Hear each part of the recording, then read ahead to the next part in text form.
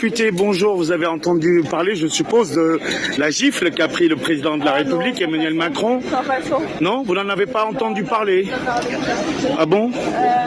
Bon, peut-être qu'un citoyen pourrait vous parler, madame la députée, de ma circonscription.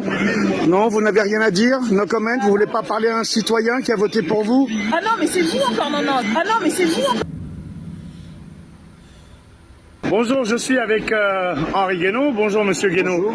Comment va le président Sarkozy? Ça va. Il va bien. Alors, ce qui s'est passé aujourd'hui est dramatique. Le président de la République a été malheureusement victime d'une violence physique, c'est ce qu'on appelle une gifle. On a vu vos réactions. Mais est-ce que cela ne s'explique pas, même si c'est inacceptable, par la violence elle-même de ce gouvernement envers son propre peuple? Ça ne peut pas justifier ce genre de geste. Non, ça ne justifiera jamais, mais ça peut s'expliquer éventuellement. Non, je pense qu'il ne faut pas chercher à expliquer. Oui. Le problème là, ce n'est pas ce qui est arrivé à Emmanuel Macron en tant que personne, c'est ce qui est arrivé à une institution, à l'incarnation de la République, de la souveraineté nationale. Ça veut dire ce qui s'est passé montre qu'il n'y a maintenant plus aucune limite, plus aucune. C'est-à-dire que comment après explique-t-on à l'élève qu'il ne peut pas frapper le prof, que son père ne peut pas venir dans la salle et démolir la figure du prof? Il y a des choses à améliorer dans cette 5e République. Tout n'est pas parfait. Ben, je vais vous dire, de mon point de vue, c'est que tout ce qui était les institutions de la 5e République en 62 était presque parfait. Voilà. Et depuis, on l'a beaucoup abîmé. Et d'autre part, vous n'arriverez pas à corriger les imperfections des hommes seulement par les institutions. Si on met à la tête de l'État des gens qui ne se comportent pas bien, qui ne gouvernent pas bien, eh bien vous serez mal gouverné. Voilà. Donc chacun prend ses responsabilités, chacun a qu'à s'intéresser à la politique, chacun a qu'à mettre son grain de sel si vous voulez dans la politique, non pas s'abstenir aux élections, non pas tourner les boutons de la télé chaque fois qu'il y a une émission politique, dire tout ce qu'on... C'est facile de dire tout ce qu'on rit. Après, il ne faut pas s'étonner du résultat. Voilà. Eh ben, voilà la réponse d'Henri Guénaud.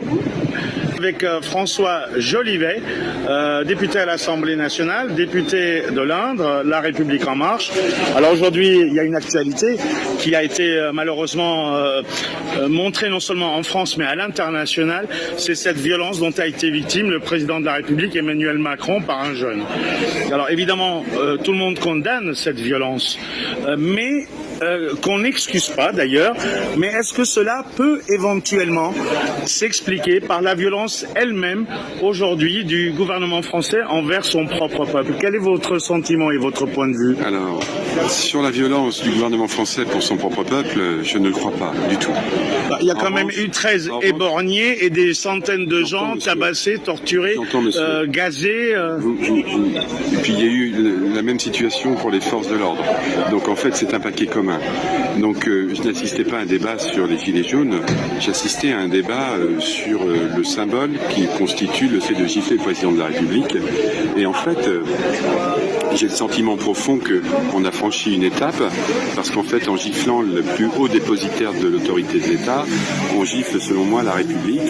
Ce que je veux vous dire simplement, c'est que un président de la République, sous la 5e République, c'est celui qui incarne la continuité de l'État. Et les intérêts stratégiques de la France. Et les intérêts stratégiques de la France, au nom de la même continuité de l'État d'ailleurs. Et de ce fait... Mais est-ce qu'elle doit se faire ces intérêts stratégiques de la France au détriment des peuples souverains et des nations étrangères? On voit ce qui se passe en Afrique, en Arménie, au Karabakh, au Liban, j'en passe et des meilleurs. Vous m'emmenez sur un débat que je ne connais pas. Moi, je suis un commissaire aux finances dans le domaine du logement et de l'hébergement.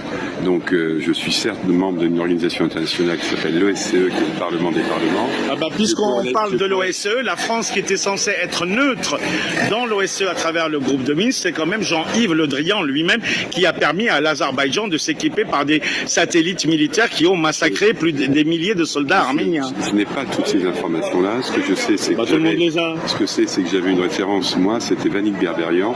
Ça doit être un nom qui vous parle. Ok. Et c'était un de mes amis. Je m'appelle Nicolian. Et il me parlait beaucoup de cette situation-là. Donc, si les On choses a n'ont pas perdu pu un se grand faire, homme avec. on a Vanik perdu un Berberian. grand homme et moi j'ai perdu un ami, monsieur. On arrête là?